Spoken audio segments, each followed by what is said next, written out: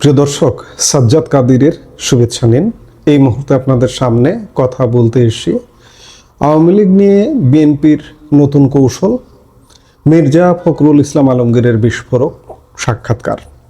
আমি এই মুহূর্তের ভিডিওতে মূলত মির্জা ফখরুল ইসলাম আলমগীর গতকালকে সংবাদ মাধ্যমে কি বলেছে সেটি নিয়ে আলাপ করতে চাই, কিন্তু তার আগে বলে নিতে চাই যে আওয়ামী লীগ নিয়ে বিএনপির নিশ্চিতভাবে কৌশলগত অবস্থান আছে।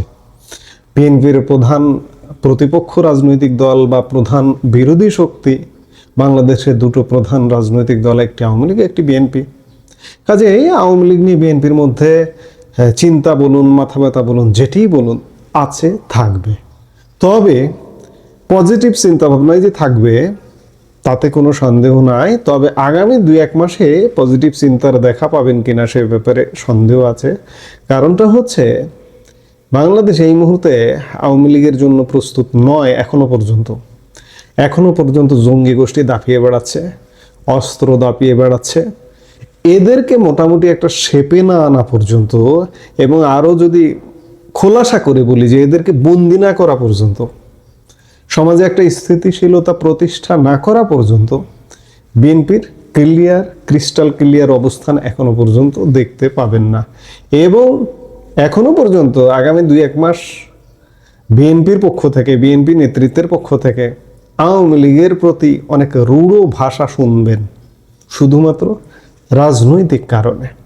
তবে নেতাদের কথাবার্তায় কিছু ইঙ্গিত একটু বুঝবার চেষ্টা করেন। আমরা এই মুহূর্তে সেটি একটু বুঝবার চেষ্টা করব। গতকাল মির্জা ফখরুল ইসলাম আলমগীর একটি ইংরেজি দৈনিকে সাক্ষাৎকার দিয়েছেন। সেই সাক্ষাৎকারের আলোকে আমরা এই মুহূর্তে একটু কথা বলবো যে আওয়ামী লীগের জন্য কিংবা ভারতের সাথে সম্পর্কের জন্য যে বিএনপি অনেকটা আগ্রহী, অনেকটা অগ্রসর, সেগুলো মির্জা ফখরুল ইসলাম আলমগীরের সাক্ষাৎকারে উঠে এসেছে। কদিন আগেও 2025-এর ধরেন মাঝামাঝি সময়েও এই বিএনপি কিন্তু চরম ভারত বিরোধী একটি রাজনৈতিক দল হিসেবে ছিল। এই উদাহরণগুলো বারবার চলে আসে, রিজভী আহমেদদের কথা বারবার চলে আসে। ভারত বিরোধী কি হুঙ্কার, স্ত্রীর শাড়ি পর্যন্ত এসে পুড়িয়ে দেওয়া, সেই অবস্থানে বিএনপি কি আছে? দেখতে পান না। গতকালকে মির্জা ফখরুল ইসলামের আলমগীরের সাক্ষাৎকারেও সেটি আরেকবার প্রকাশ পেয়েছে। বাংলাদেশের রাজনীতিতে বইছে পরিবর্তনের হাওয়া। নির্বাচনের পর থেকে দেশের রাজনৈতিক সমীকরণ প্রতি মুহূর্তে পাল্টাচ্ছে। বিশেষ করে প্রতিবেশী দেশ ভারতের সঙ্গে সম্পর্ক এবং ক্ষমতাচ্যুত আওয়ামী লীগকে নিয়ে বিএনপির অবস্থান কি হবে তা নিয়ে জনমনের এই মুহূর্তে কৌতূহলের শেষ নেই। শেখ হাসিনা কি ভারত বাংলাদেশ সম্পর্কের পথে বাধা হয়ে দাঁড়াবেন? আওয়ামী লীগ কি আবার রাজনীতিতে ফিরছে? আর হাসনাত আবদুল্লাদের মতো ছাত্র নেতাদের মনে কেন দানা বাঁধছে ক্ষোভ? সম্প্রতি একটি ইংরেজি দৈনিককে দেওয়া সাক্ষাৎকারে মির্জা ফখরুল ইসলাম আলমগীর ঢাকা দিল্লি সম্পর্ক নিয়ে অত্যন্ত তাৎপর্যপূর্ণ এবং ডিপ্লোম্যাটিক বা কূটনৈতিক মন্তব্য করেছেন।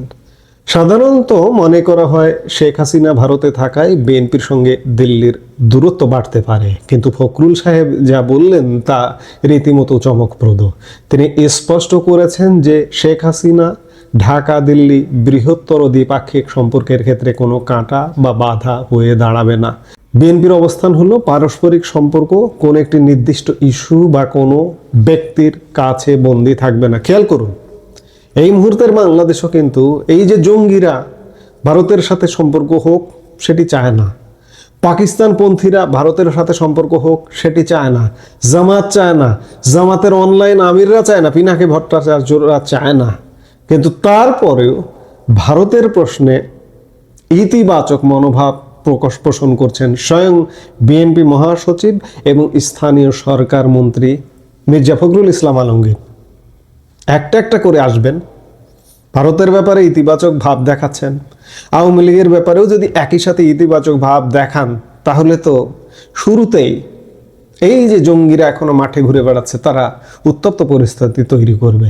কাজে একটু সবুর করুন, একটু ধীরে ধীরে ভারতের সাথে আগে সম্পর্কটা হোক, তারপরে এই যে ভারতের সাথে সম্পর্কের আমরা নানা কিছু ইতিমধ্যেই দেখতে পাচ্ছি। ভিসা সব ধরনের ভিসা খুব শীঘ্রই চালু হয়ে যাচ্ছে। রেলপথের যোগাযোগ যে বাধাগুলো ছিল সেগুলো যোগাযোগ শুরু হয়ে যাচ্ছে। সড়ক পথের যোগাযোগ বিভিন্ন জায়গায় কলকাতা বা আগরতলা যে বাস চলাচল, বাস সার্ভিস বন্ধ ছিল বা বন্ধ আছে, সেগুলো কিন্তু চালু হওয়ার অলরেডি প্রক্রিয়া শুরু হয়ে গেছে। আগামী মাসখানেকের মধ্যে আমরা অনেক অগ্রগতি দেখব। মাসখানেকের মধ্যে হয়তো ভিসাও চালু হয়ে যাবে, সব ধরনের ভিসা, ট্যুরিস্ট ভিসা, সব ধরনের ভিসা চালু হয়ে যাবে বলে ওয়াকিবহাল মহলের কাছ থেকে সেটি বোঝা যাচ্ছে বা জানা যাচ্ছে। মির্জা ফখরুল ইসলাম আলমগীরের সাক্ষাৎকারে তার মনোভাবে একটি বিষয় লক্ষণীয় যে বিএনপি এখন অনেক বেশি পরিণত রাজনীতি করছে। তারা ভারতকে এই বার্তা দিচ্ছে যে ব্যক্তি শেখ হাসিনা নয়, বরং বাংলাদেশের জনগণের সঙ্গে ভারতের সম্পর্ক হওয়া উচিত। মির্জা ফখরুল ইসলাম আলমগীর বলেছেন, আমরা ভারতের সঙ্গে আরও উন্নত সম্পর্ক চাই, অর্থাৎ ব্যবসা বাণিজ্য এবং অসমাপ্ত উন্নয়ন প্রকল্পগুলো এগিয়ে নিতে বিএনপি সরকার আগ্রহী।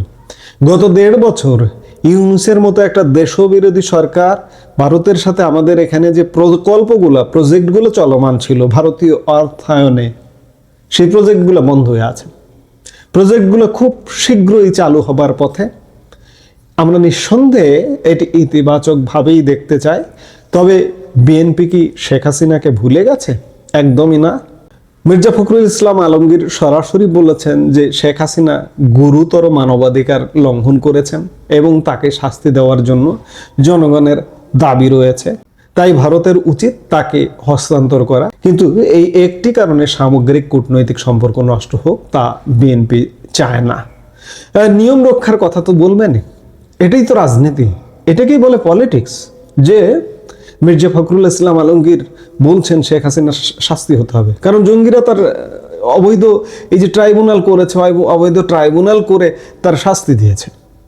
এখনই যদি বলেন না না না না সব কিছু মাফ হয়ে যাবে, তাহলে জঙ্গিরা তো তাদেরকে 2 মাসও টিকতে দেবে না। জঙ্গিরাই তো, বিএনপি তো জানে যে জঙ্গিরাই আওয়ামী লীগকে ফেলেছিল। হ্যাঁ, বিএনপির লাভ হয়েছে, বিএনপি দ্রুত ক্ষমতায় আসতে পেরেছে। 1.5 বছর অপেক্ষা করে আওয়ামী লীগের পতনের পর ক্ষমতায় আসতে পেরেছে। নাহলে গত 18 বছরে বিএনপি আন্দোলন করে তো আওয়ামী লীগকে ফেলতে পারেনি। বিএনপির এটা লাভ হয়েছে, কাজেই একটু ধৈর্য ধরতে হবে, সহ্য করতে হবে। ডক্টর ইউনূসের অন্তর্বর্তীকালীন সরকারের আমলে আওয়ামী লীগকে রাজনৈতিকভাবে অনেকটা কোণঠাসা বা নিষিদ্ধ প্রায় অবস্থানে ফেলে দেওয়া হয়েছে। তাহলে কি বিএনপি তাদের প্রতি নমনীয়? সোমবার গতকাল নয়াপল্টনে সাংবাদিকদের প্রশ্নের মুখে মির্জা ফখরুল এই বিষয়ে মুখ খুলেছেন। তিনি বলেন, দেশের বিভিন্ন স্থানে আওয়ামী লীগের কার্যালয় খোলার চেষ্টা বা তাদের সক্রিয়তা, এই পুরো বিষয়টি আইনগতভাবে দেখা হবে। কিভাবে দেখা হবে? আইনগতভাবে একটি প্রজ্ঞাপনের মাধ্যমে নিষিদ্ধ করে রাখা হয়েছে। এই নিষিদ্ধতাটাকে বহাল রাখা হবে নাকি উইথড্র করা হবে? মির্জা ফখরুল ইসলাম আলমগীর কিন্তু এটা বলেন নাই যে এটা বহালই থাকবে। আইনগতভাবে দেখা হবে, অর্থাৎ তিনি কৌশলী উত্তর দিয়েছেন। আইনগতভাবে দেখা হবে বলতে প্রজ্ঞাপনটা উঠিয়ে নেওয়াও হতে পারে। অপেক্ষা করুন, দেখুন কি ঘটছে। বহু জ্ঞানপাপী এখনো বলবেন যে না, আওয়ামী লীগকে আসতে দেবে না বিএনপি। দেখুন না পরিস্থিতি কি হয়। কারণ এখানে শুধুমাত্র বিএনপি যে ক্ষমতায় এসে, এই ক্ষমতা কিন্তু শুধু বিএনপির উপরেই নির্ভরশীল নয়। বিএনপি ক্ষমতায় এসে জনগণের সমর্থনে, জনগণের ভোটে তা কি? অর্ধেক জনগণকে আপনি বাদ দিয়ে ক্ষমতায় আসলেন, সেটা কি জনগণের ভোটে আসা হলো? কিংবা আন্তর্জাতিক কোনো সমীকরণ ছাড়াই বিএনপি কি ক্ষমতায় এসছে? যদি পেছনে আন্তর্জাতিক সমীকরণ থাকে, যদি অর্ধেক জনগণের সমর্থন বিএনপির প্রতি না থাকে, তাহলে বিএনপিকে আওয়ামী লীগকে আনতে হবে। নইলে বিএনপি চলতে পারবে না, সরকার চালাতে পারবে না, আওয়ামী লীগও চালাতে দেবে না, কূটনীতি চালাতে দেবে না, আন্তর্জাতিক বিশ্ব চালাতে দেবে না। আমরা অপেক্ষা করি এবং দেখি যে কি ঘটছে সামনে। গত 18 মাস ধরে আওয়ামী লীগ সাংগঠনিকভাবে স্তিমিত, কিন্তু নির্বাচনের পর তারা আবারও সক্রিয় হওয়ার চেষ্টা করছে। দেশের অন্তত 15-20টি জেলা ও উপজেলায় আওয়ামী লীগের নেতাকর্মীরা কার্যালয় খুলে দোয়া মাহফিল, পতাকা উত্তোলন এবং ব্যানার টাঙানোর মতো কাজ শুরু করেছেন। ফখরুলের বক্তব্যে একটি প্রচ্ছন্ন ইঙ্গিত আছে যে বিএনপি বিষয়টিকে রাজনৈতিক সংঘাতের চেয়ে আইনি প্রক্রিয়ার মাধ্যমে সমাধান করতে বেশি আগ্রহী। যারা বলছেন বিএনপি আওয়ামী লীগকে আস্থা দেবে না, তারা সঠিক বলছে না। এই কথাটা আপনি কয়েক মাসের মধ্যে মিলিয়ে নেন যে কি ঘটছে। আওয়ামী লীগ আসবে, এই প্রেক্ষাপটটা সামগ্রিকভাবে তৈরি হয়ে যাবে আগামী কয়েক মাসের মধ্যে, কিন্তু আওয়ামী লীগ কিভাবে কাজ করবে সেটি বড় প্রশ্ন। আওয়ামী লীগ যদি সংগঠন না গোছাতে পারে, সাংগঠনিক না হয়ে উঠতে পারে, এখনো যদি বিতর্কিতদের নিয়েই কাজ করে বা বিতর্কিত রায় যদি সামনে থাকে, সেটা আওয়ামী লীগের জন্য কঠিন হবে না সহজ হবে। সময় বলবে যে বাংলাদেশকে বিতর্কিতদেরকেই নিয়েই গ্রহণ করবে কিনা, নাকি পরিশুদ্ধ তাকে গ্রহণ করবে, সেটি একটি বড় প্রশ্ন। রাজনৈতিক বিশ্লেষকরা মনে করছেন তৃণমূল স্তরে আওয়ামী লীগের এই ঝুটিকা সক্রিয়তা কেবল দোয়া মাহফিল নয়, বরং এটি একটি গভীর কৌশলগত প্রচেষ্টা। তারা পুনরায় জাতীয় রাজনীতিতে জায়গা করে নিতে চাইছে। কিন্তু অন্যদিকে বিএনপির ভেতরেও কিছু পরিবর্তন লক্ষ্য করা যাচ্ছে। নির্বাচনের আগে গণভোটে বিএনপির প্রথম দিকে না ক্যাম্পেইন কিংবা নির্বাচন পরবর্তী সময়ে সংবিধান সংস্কার পরিষদে শপথ না নেওয়ার সিদ্ধান্ত, সব মিলিয়ে একটা গুমোট পরিস্থিতি। অবশ্য শেষে বিএনপি হ্যাঁ ভোটের পক্ষে, নির্বাচনের মাত্র কয়েকদিন আগে বিএনপি প্রধান তারেক রহমান হ্যাঁ ভোটের পক্ষে ভোট দেওয়ার একটা কৌশলগত অবস্থান নিয়েছিলেন এবং পরবর্তীতে বিএনপির অন্যতম নেতা এবং মুক্তিযুদ্ধ বিষয়ক মন্ত্রী হাফিজ উদ্দিন আহমেদ এক সাক্ষাৎকারে বলেছেন যে ওই মুহূর্তে যদি হ্যাঁ ভোটের পক্ষে বিএনপি কথা না বলতো, ইউনূস সরকার যে কোনো অজুহাতে নির্বাচন বানচাল করে দিত। সত্যিকার অর্থে বিএনপি অনেক কৌশলের রাজনীতি করেছে, যার কারণে এই যে ইউনূসের যে একটা অস্বস্তিকর শ্বাসরুদ্ধকর শাসন থেকে অন্ততপক্ষে বাংলাদেশ মুক্ত হয়েছে। সবচেয়ে চাঞ্চল্যকর তথ্য হলো, অনেকেই দাবি করছেন স্বাধীনতা বিরোধী শক্তির উত্থান ঠেকাতে অথবা নির্দিষ্ট রাজনৈতিক স্বার্থে পর্দার আড়ালে কিছু রাজনৈতিক মেরুকরণ ঘটছে। যদিও বিএনপি আনুষ্ঠানিকভাবে তা অস্বীকার করে, কিন্তু তৃণমূলের পরিস্থিতি অনেক সময় ভিন্ন কথা বলে। যখন একদিকে বিএনপি আইনি প্রক্রিয়ার কথা বলছে, তখন অন্যদিকে জুলাই বিপ্লব, তথাকথিত বিপ্লব ষড়যন্ত্রের কারিগর ছাত্র নেতাদের মধ্যে বাড়ছে তীব্র অসন্তোষ।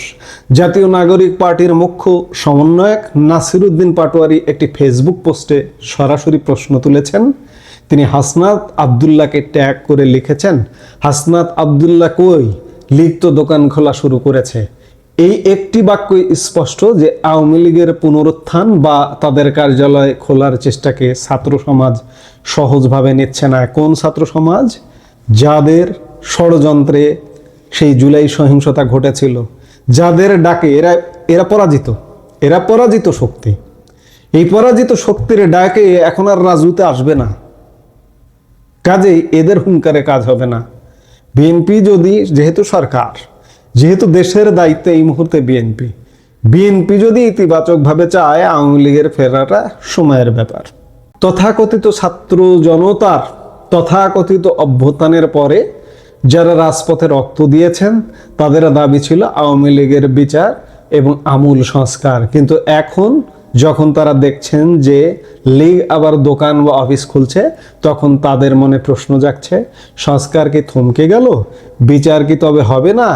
এই উদ্বেগ আগামী দিনের রাজনীতিতে একটি নতুন মোড় নিতে পারে। বিএনপি এবং ছাত্র শক্তির মধ্যে কি তবে দূরত্ব সৃষ্টি হচ্ছে? কোনো লাভ হবে না, কারণ এরা এখন পরাজিত শক্তি। এই পরাজিত শক্তির যতই হম্বিতম্বি হোক না কেন, এই যে মাঝখানে 1.5 বছরের যে হম্বিতম্বি, এইগুলো এখন অতীত। আমরা ধীরে ধীরে আবারও দ্বিদলীয় রাজনীতিতে চলে যাচ্ছি। বিএনপি ক্ষমতায়, আওয়ামী লীগ রাজপথে, এভাবেই চলবে। পরবর্তীতে একটি নির্বাচন হবে, নির্বাচন হয়ে বিএনপি যদি ভালো কাজ করে, আবারও বিএনপিকে ক্ষমতায় আনবে জনগণ। আর বিএনপি যদি বিতর্কে জড়ায়, বিএনপি যদি খারাপ কাজ করে, বিএনপির পরিবর্তে আওয়ামী লীগকে ক্ষমতায় আনবে।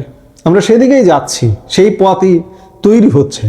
সুপ্রিয় দর্শক, আমাদের এই টোটাল আলাপে কয়েকটি বিষয় পরিষ্কার। বিএনপি ভারতের সাথে সম্পর্ক বজায় রাখতে চায় এবং শেখ হাসিনাকে ইস্যু করে সেই সম্পর্ক ফাটল ধরাতে রাজি নয়। আওয়ামী লীগ তৃণমূল পর্যায়ে ফেরার চেষ্টা করছে, যাকে বিএনপি পেশি শক্তি দিয়ে নয়, আইনি দৃষ্টিতে দেখছে। এবং আইনটা আমি বললাম উইথড্র হবে, প্রজ্ঞাপন। পরিস্থিতি একটু সামলানোর পরে জুলাই ষড়যন্ত্রকারীরা আওয়ামী লীগের এই প্রত্যাবর্তনে স্বাভাবিকভাবে ক্ষুব্ধ হবে, কিন্তু তাদের ক্ষুব্ধতাতে কোনো যায় আসবে না, কারণ তারা আস্তে আস্তে দিনকে দিন হারিয়ে যেতে শুরু করবে। বাংলাদেশের রাজনীতি এখন এক দোলাচলের মধ্যে, একদিকে কূটনৈতিক স্থিতিশীলতা, অন্যদিকে মির্জা ফখরুলের এই ইঙ্গিতপূর্ণ মন্তব্য কি ভারতের সঙ্গে বরফ গলাবে, নাকি আওয়ামী লীগের এই সক্রিয়তা দেশে নতুন করে সংঘাতের জন্ম দেবে? আপনার কি মনে হয়, বিএনপি কি আওয়ামী লীগের প্রতি সত্যিই নমনীয়, নাকি এটি কেবলই একটি রাজনৈতিক চাল? কমেন্ট বক্সে আপনার মূল্যবান মতামত জানান। এই মুহূর্তে এ পর্যন্তই। সবাই ভালো থাকুন, সুস্থ থাকুন।